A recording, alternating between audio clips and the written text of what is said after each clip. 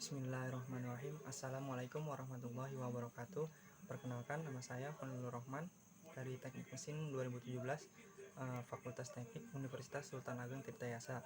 Nah, di sini saya akan mempresentasikan seminar proposal tugas akhir saya dengan judul Pengaruh Switching Time pada Desain Pressure Swing Adsorption dengan zeolite alam bayah terhadap kualitas oksigen yang dihasilkan. Langsung saja pada inti-intinya. Ya, outline dari penelitian ini yang pertama bab 1 pendahuluan, berisi latar belakang, rumusan masalah, tujuan penelitian, batasan masalah, dan manfaat penelitian.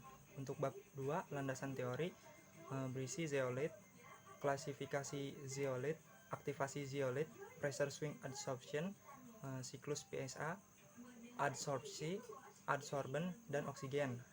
Sementara itu bab 3 metodologi penelitian berisi diagram alir penelitian, metodologi penelitian, alat dan bahan, prosedur penelitian, dan timeline kegiatan. Ya, latar belakang dari penelitian ini, yang pertama, Banten merupakan provinsi yang memiliki potensi pertambangan berupa galian non-logam yang tersebar hampir ke seluruh wilayah Provinsi Banten. Salah satu bahan galian non-logam yang dapat berguna yaitu zeolite.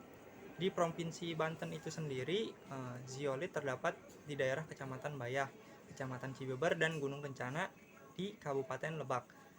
Yang kedua, zeolite merupakan senyawa aluminosilikat hidrat terhidrasi dengan unsur utama yang terdiri dari kation, alkali, dan alkali tanah, terutama kalsium, kalium, dan natrium merupakan senyawa penting dalam aplikasi di industri, seperti dalam pertukaran ion sebagai saringan molekul, katalis, dan adsorben.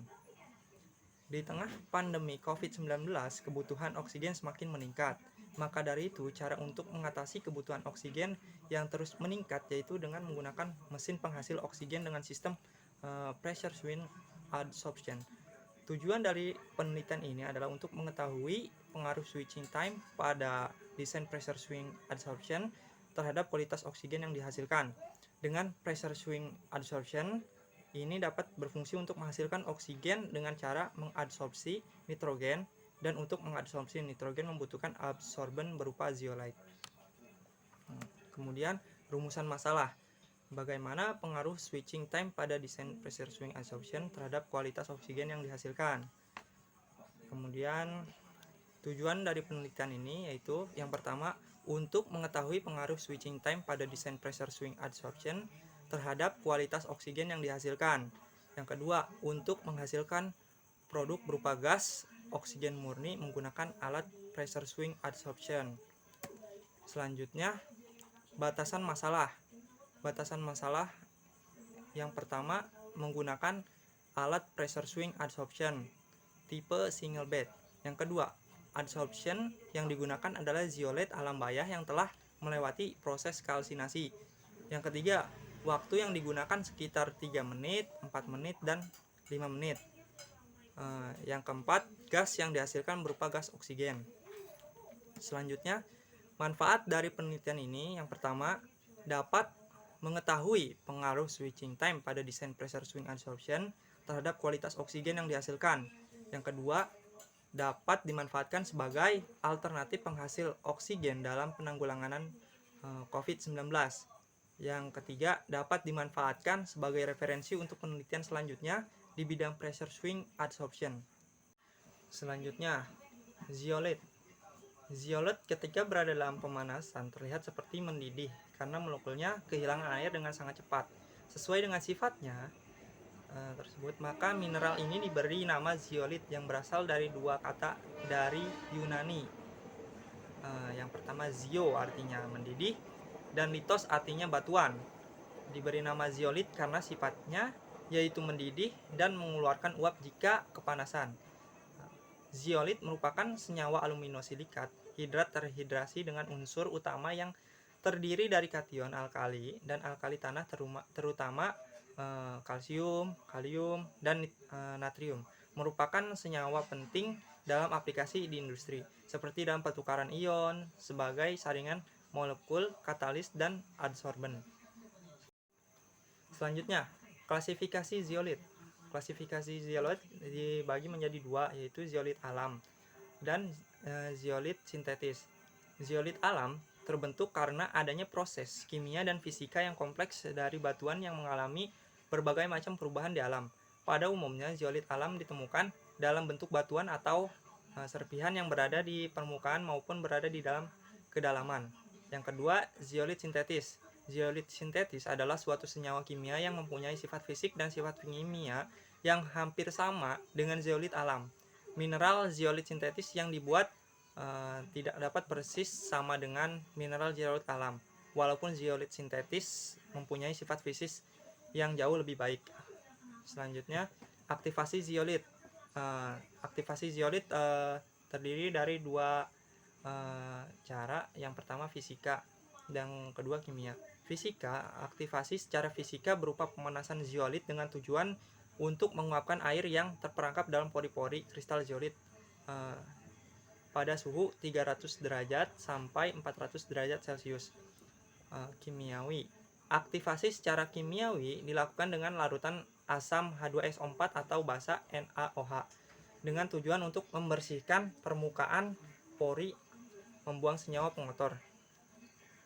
Selanjutnya, pressure swing adsorption. Pressure swing adsorption merupakan salah satu teknologi yang digunakan untuk memisahkan beberapa jenis gas dari campuran gas sesuai dengan jenis, karakteristik molekuler, dan afinitas dari bahan adsorben. Bahan adsorpsi khusus misalnya zeolit digunakan sebagai molecular sieve sehingga memudahkan penyerapan gas utama pada tekanan tinggi. Proses selanjutnya adalah proses swing, yaitu proses perubahan tekanan tinggi ke tekanan rendah untuk mendesorpsi bahan adsorpsi. Selanjutnya, siklus PSA. Pressurization yaitu umpan gas hidrogen dan karbon dioksida pada laju aliran tetap dibiarkan untuk masuk ke dalam kolom melalui bagian bawah. Yang kedua, adsorption. Keran output bagian atas dibuka untuk mendapatkan aliran produk hidrogen. Tekanan yang tinggi pada umpan gas dijaga tetap agar proses adsorpsi berjalan efektif. Yang ketiga, depressurization. Tekanan pada kolom dilepaskan sampai mencapai tekanan atmosfer dengan menutup penuh keran output bagian atas dan membuka perlahan keran bagian bawah. Yang keempat, desorption. Setelah langkah ketiga, kolom mencapai tekanan atmosfer, di mana membuatnya tidak efisien untuk mendesorpsi sejumlah gas yang masih bertahan dalam permukaan kolom. Selanjutnya, adsorpsi. Adsorpsi adalah proses di mana molekul-molekul fluida menyentuh dan melekat pada permukaan padatan. Adsorpsi adalah fenomena fisik yang terjadi saat molekul gas atau cair dikontakkan dengan suatu permukaan padatan dan sebagian dari molekul-molekul tadi mengembun pada permukaan padatan tersebut. Selanjutnya, adsorben. Adsorben merupakan zat yang dapat menyerap komponen tertentu dari suatu fase fluida. Kebanyakan adsorben adalah bahan-bahan yang sangat berpori dan adsorpsi berlangsung terutama pada dinding pori-pori atau letak-letak tertentu di dalam partikel itu. Pori-pori biasanya sangat kecil sehingga luas permukaan dalam menjadi beberapa orde besaran yang lebih besar daripada permukaan luar saja dan bisa mencapai 2000 mili per gram. Macam-macam adsorben. Yang pertama itu zeolit, yang kedua silika gel, yang ketiga aktif karbon. Selanjutnya, oksigen. Oksigen merupakan unsur kimia yang paling melimpah ketiga di alam semesta setelah hidrogen dan helium.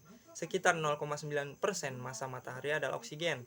Oksigen mengisi sekitar 49,2% massa kerak bumi dan merupakan komponen utama dalam samudra. 88,8% berdasarkan massa.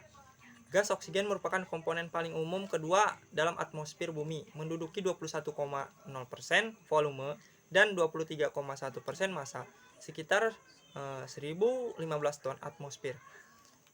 Konsentrasi gas oksigen di bumi yang tidak lazim ini merupakan akibat dari siklus oksigen. Selanjutnya, diagram alir. Diagram alir penelitian ini meliputi yang pertama mulai. Kemudian studi literatur itu ada dua, yang pertama handbook, yang kedua jurnal.